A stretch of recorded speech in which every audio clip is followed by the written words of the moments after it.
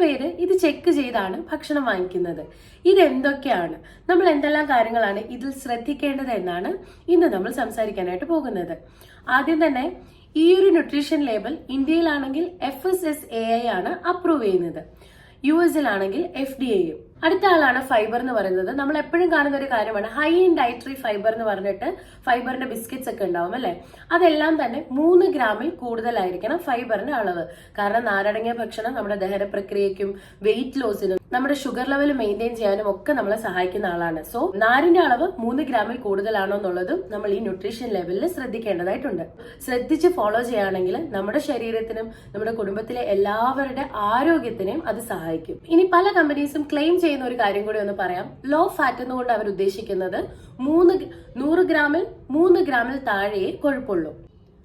High fibre എന്ന് പറയുന്നത് നമ്മൾ എല്ലാവരും ഓരോരോ ഉപഭോക്താക്കളാണ് അല്ലെ.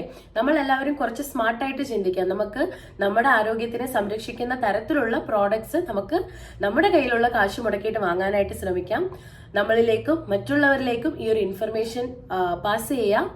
അപ്പോൾ നമ്മുടെ വീഡിയോ ആദ്യമായി കാണുന്നവർ ചാനൽ സബ്സ്ക്രൈബ് ചെയ്യാനും ഷെയർ ചെയ്യാനും ലൈക്ക് ചെയ്യാനും മറക്കരുത്. താങ്ക്